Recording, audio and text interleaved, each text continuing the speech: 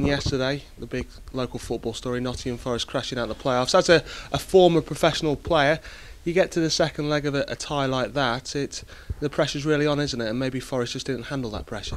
Yeah, I think that you're absolutely right. And Mr. Davis has put a fantastic squad together there. And by own admission, he calls them a young side. The playoffs itself, it's a game of nerves and handling pressure, and certainly there's some big minutes and big moments in the games, and obviously conceding goals at wrong times. But no, listen, I think that Mr. Davis and Nottingham Forest deserve a lot of credit for the fantastic season they've had, and it'll be a big learning curve for some of those players, and I'm sure Mr. Davis will look at that, and obviously it will start off another campaign next season with the ability, and hopefully that their players have learnt. Bringing that back to a local level as well, in terms of those preparations for next season, they'll be taking on your side, Mansfield Town, here in a pre-season friendly. Already looking forward to that game? I think that'll be a fantastic occasion, and we're very grateful for Nottingham Forest accepting our invitation. So yeah, we look hopefully have a good game against them, and put our wins against a very strong and capable playing squad. How did you put your pre-season plans together in terms of the games you're going to play? Because you're playing sides like Sheffield United, Tranmere, sides Sheffield United, the side you played for. Is it a case of ringing up a former club and asking for a favour? We always want a favour. We always need a favour. I was trying to get as best clubs as I can to Field Meal for our supporters. I think our supporters would welcome any sides from the higher divisions, of course. And the away games that we're playing this pre-season, it's been a long, thought-out process, and really trying to get the distances right with travelling really. So I'm really pleased with the way that's panned out, and obviously we hope that will be a smooth transition once the boys are back in. So delighted to have them big teams come in here. Teams from different levels. You mentioned their championship sides, but also the likes of Frickley Athletic and Hucknall Town. No disrespect to them, but their sides maybe you'd want to beat comfortably. Well, it's not about the results in pre-season. Don't get you 3 points, but ultimately Frickley and local side Hucknall. Billy Heath's a friend of mine at Frickley, and it's an eye opener. You're going up there. It's rough and ready. But likewise, they're good people, and I wanted to, Billy was one of the first people on the phone to me, so I'm delighted to help him. He's a good man and somebody, a character in football. But we'll do our best, and we'll put a strong side out and go up there and hopefully give them a good game. Yeah. Just to talk about the Blue Square Premier more generally, in the FA Trophy last weekend, Barrow surprised Stevenage. It sort of reiterates the point that you've made on several occasions, David, that this league doesn't always run to form, does it, the Blue Square? No, it certainly doesn't, and we again, let's congratulate the management and the people of Barrow. It was a fantastic occasion, and again, big things happened in that game, didn't they? Certainly moments in the game that cost both sides. We hope the boy Griffin got injured recovers. But it was a good occasion, a very, very spectacular goal by the boy Walker. So on any given day, that teams can go out there and impress themselves. Two sides that you'll be playing against in the Blue Square next year, Grimsby and Darlington, confirmed as relegated into the conference next season. Your thoughts on them, David? Well, again, it's hard to put a judgment on, because a lot of their players some of them will leave, some of them will want to stay in the league, and some of them will be out of contract. Obviously, Grimsby have got a good playing squad, and Darlington have made a lot of changes. So yeah, they're both coming down. They'll both be expected to bounce straight back.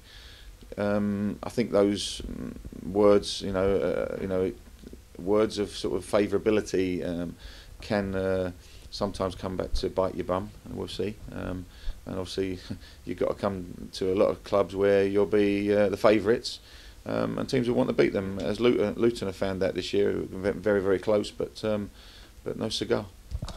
Two new former league sides coming into this league next season. That chase to get A in the playoffs and B promotion doesn't get any easier, does it? No, it certainly doesn't. And the likes of your Fleetwood, your Newport County, and the rest of the sides that are coming up, certainly there's some very, very good sides there. So no, the league's a very strong league.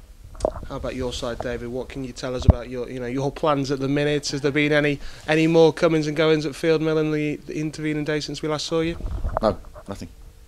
No developments that you could maybe inform us about? You know, I assume you're in the market, you're trying to bring players in. The question then has to be, have you been given the budget yet that you can work with? Not here to talk about budgets. I'm not going to talk about budgets at all. I think the chairman has said what he wants to say, and I'm doing as much hard work as I can on developing certain situations, and that's all I've got to say on it. And in terms of, you know, you've been trying to contact players. I mean, we've seen Craig Armstrong down here. Is he featuring in your plans at all? Is there still the possibility that, okay, you did release him, but, you know, you may be in a position where, that, you know, if those 8 players that you did release, if the finances do become available, you may be able to re-sign 1 or 2? Well, that was always the intention. I mean, I think people think that, you know, you release players, but we're in the conference, and, you know, players in the conference at some clubs get paid, some don't. For me, those boys were released to help them, enable them to get a living, and they want to earn a living, and I'm appreciative of that. You know, I think that people felt that I made changes on the last game of the season for tactical reasons. You know, well, I went into them games with, you know, Andy Burgess playing left back. Burgess never been a left back, certainly not in my eyes. With the players that are under contract at this club at the minute, where are they at the minute? Training? Are they off, you know, getting some downtime, or are they back in the gym? No, they've been working hard. The boys have been on the training ground. We've been doing structured workouts, and they've had their monitors on, so they're training a few days a week rather than full time, because they do need their rest. But they're maintaining their high standards, and I'm very pleased with the way they've approached that. They'll be in on Mondays and Wednesdays throughout May. They'll be asked to do a session away from the club, which they'll be monitored.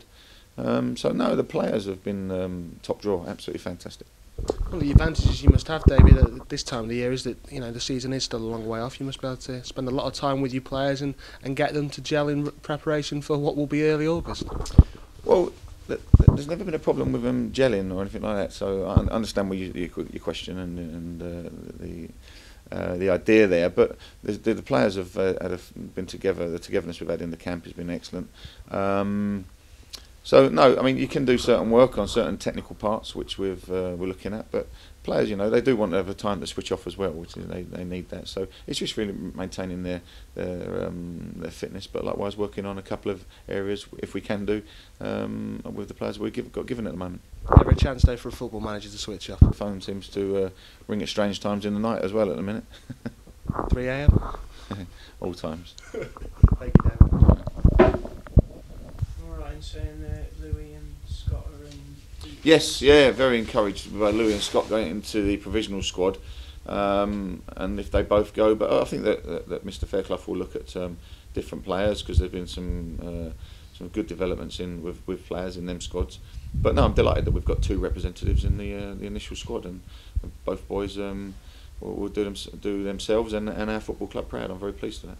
Yeah, I suppose that reflects the kind of fairly strong season that both those 2 lads had. Really. Yeah, I think so. You know, both young players who are brought to the club, and I think especially, you know, Louis, where the expectation level was Louis to beat, you know, so many players and every day, but he's done very well, and I'm very pleased with him. When do they announce? You say that's provisional. When do they announce the actual squad? Do you know? They all go up to Scotland, and then they move on going over to Ireland. So they both get on the train, I'd imagine, and hope they enjoy it. Just talked a little bit about Barrow and that, and I mean, obviously we saw with York last year the benefit of getting to the final. I mean, do you think that's have kind of similar? Barrow have shown their intentions by some of the players they brought in, you know, and you know, I mean, their capability is good, and congratulations to them. I think that's a wonderful accolade, and not jealous but envious, and we all want that, don't we? Is that something that's perhaps frustrated you, that we haven't managed to get on that good cup run in the last? Well, cup runs are what they are. There's only one team can win the cup. I mean, I'm sure you ask any other manager that didn't win it. We all want a good cup run for different reasons, but for me, I was disappointed in not going further in the cup. But only one team have won it, and that wasn't one of the so-called big boys. So disappointed not to see Alfredton come and provide. Yeah, I spoke to Nick last night. Obviously, he had a good season and just fell short at the last minute. And again, he was telling me that it was a close run thing. But no, I think that it would have been a local derby, wouldn't it? And we've still got them in pre-season, so we're helping him out in there. But he's put together a strong squad, and I'm sure they'll have another very good season.